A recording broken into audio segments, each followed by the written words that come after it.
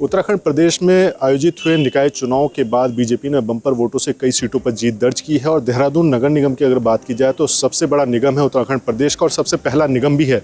यहाँ पर जो जीत दर्ज की है भाजपा प्रत्याशी सौरभ थपलियाल ने, वो अभी तक की सबसे बड़ी जीत बताई जा रही है कि सबसे अच्छे मार्जिन से सौरभ थपलियाल जीते हैं। और 7 फरवरी को शपथ ग्रहण होना है। शपथ ग्रहण से पहले सौरभ थपलियाल नवनिर्वाचित मेयर इस वक्त हमारे साथ हैं।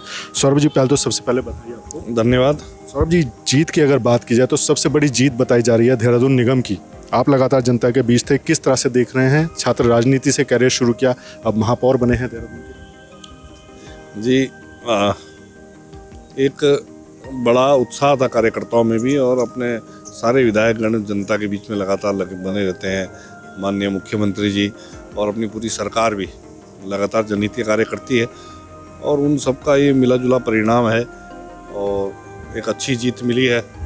साथ ही बहुत सारी चुनौतियां भी हैं, क्योंकि अब क्या है कि कई प्रकार के काम करने हैं, इतनी अपेक्षाएं भी है जनता की, तो वो पूरा करने का भी एक कार्य करना है हमें।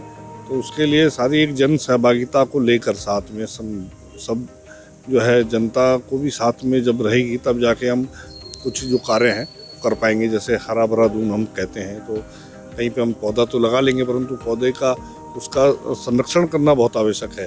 तो जन सहभागिता रहेगी तो निश्चित तौर पे, क्योंकि अपना घर है देहरादून और अपना शहर है, अपना घर है, अगर ये स्वच्छ रहेगा, खूबसूरत रहेगा तो सब लोगों को अच्छा लगेगा। ऐसी भावना जब विकसित होगी निश्चित तौर पे देहरादून एक अच्छा शहर बन जाएगा। सौरभ जी, आप छात्र राजनीति से मतलब नगर पालिका से नगर निगम बनते हुए देहरादून को देखा है, क्या लगता है कि इतने बदलाव हुए और जनता की जो अपेक्षाओं जिनकी आप बात कर रहे हैं, क्या कुछ ऐसी मेन चुनौतियाँ लगती है जिनको दूर करना हो? देखिए, कुछ बहुत सारी चीज़ें इसमें, एक तो बहुत बढ़ता हुआ वाहनों की संख्या और पार्किंग की समस्या और ड्रेनेज सिस्टम, इन कुछ चीज़ों पे हैं जो ध्यान देने की आवश्यकता। और देहरादून का जो एक वो है, देहरादून एक हरा भरा दून और सड़क के किनारे पेड़ और उनकी छाँव में जो यहाँ के लोग निकलते थे, और देहरादून शांत शहर, शांत आज भी है भाई, है जो थोड़ी जनसंख्या बढ़ी है तो उस अनुपात में विकास कार्य हों, त्वरित हों, तेज़ गति से हों, इस दिशा में कार्य करना है। एक स्वच्छता भी एक बड़ी समस्या है, आपने अपने चुनावी प्रचार में भी इस बात को प्रमुखता से उठाया था। लगता है कि स्वच्छता को लेकर और भी कुछ चीज़ें करने की ज़रूरत है?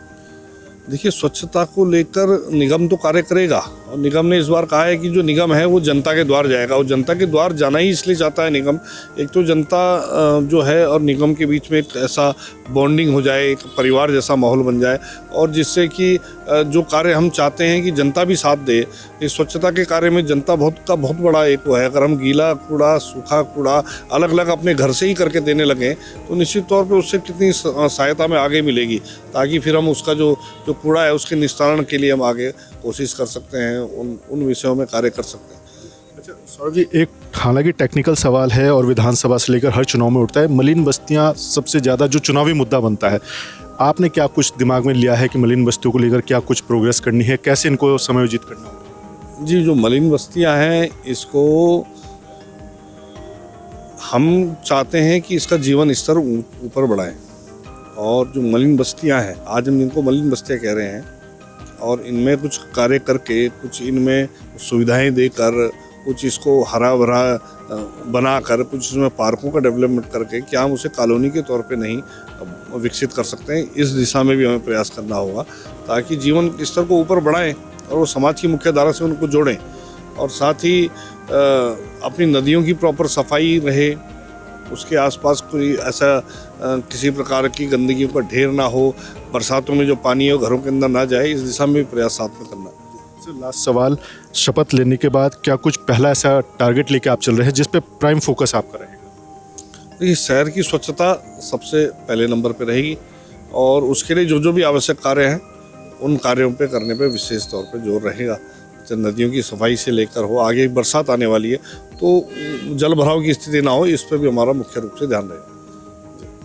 ये थे राजधानी देहरादून नगर निगम देहरादून के नवनिर्वाचित मेयर सौरभ थपलियाल। शपथ ग्रहण से पहले नवोदय टाइम से खास बातचीत की है सौरभ थपलियाल ने और जिस तरह से इन्होंने अपनी प्राथमिकताएं गिनाई है, जिसमें प्राइम फोकस होगा शपथ ग्रहण के साथ ही वो स्वच्छता पर होगा, क्योंकि स्वच्छता को देहरादून में देना इनकी प्राथमिकता हो गई है। और सीधे तौर पर जो इन्होंने प्लान तैयार किया है उसके हिसाब से आम जनता के साथ, जनता के द्वार जाकर नगर निगम हम काम करेगा।